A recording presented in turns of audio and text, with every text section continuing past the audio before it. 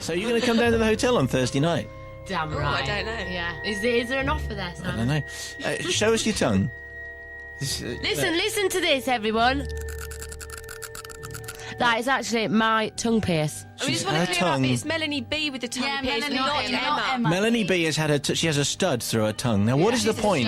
What is the point? I am a stud. Tell me about it. But why have a stud on your tongue? Well, because I think, I mean, if I don't like someone, I can just stick my tongue out. It looks kind of vulgar.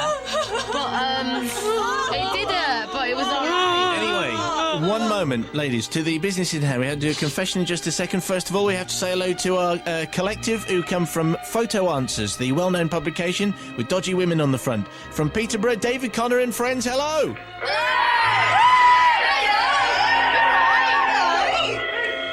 Okay, hello David. Right, so we'll do the register first of all. David, Roger, Charlie, Embassy, Eve, and Sue Smith. Hello.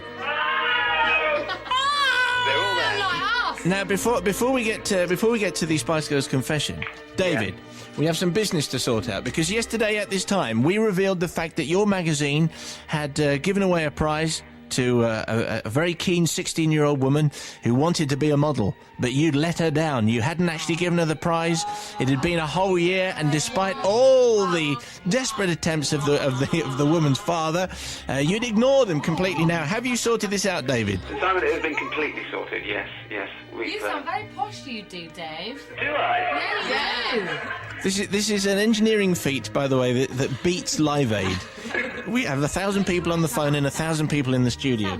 So what have you done, David? Well, look, can I get Roger, who's the editor, to explain what has happened? No, because being an editor, he'll go on forever. So just tell me, is it sorted? Just say He'll be very quick. I've got to put him on because he knows exactly what's been happening. Oh, he wants to get a word in, doesn't he? Fade him out. I don't want to talk to the editor because they go on a very long time.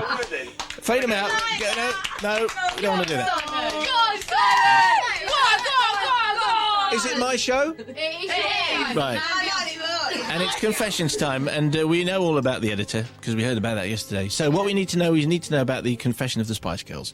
Is this all the Spice Girls, or is this one in particular? Should we warm them up with Emma's? Because that's a little bit sweet. Okay.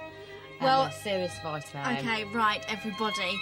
No, we were at the Brits, and Eureka Johnson was there, and I thought she looked absolutely great. So I gave her a smile, and she looked back at me and gave me this dirty look. So as she walked past me, I slapped her bottom. You never She did. didn't know where it came from. She didn't know, and then I went like that and pointed at everybody else. And we all growled at Hunter. We went.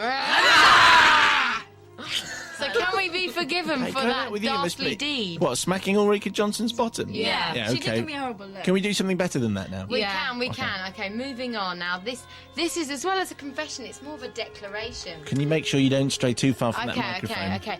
I'm sure you regular BBC Radio 1 listeners are fully aware of the fact about Chris Evans. He absolutely adores our single. That's right, plays it all the time. He plays it all the time and bigs it up big time. In actual fact, Chris, we know, okay, your neighbours have actually phoned us up and the local police about the noise level because you've been playing it continually over and over again. In fact, you've been singing along to I it. didn't know she was going to say that. No, did I? So, the point is, can he be forgiven? Who knows? For playing our single. Yeah, and should he come out the closet?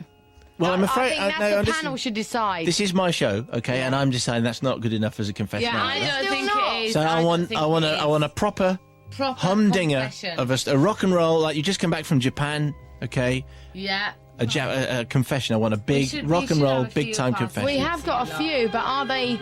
Yes, they are. Off you Can go. we do? Feel all the shampoos and What soaps. about... Right, we've got a few. It's all the wooden hangers, but that's not very... All right.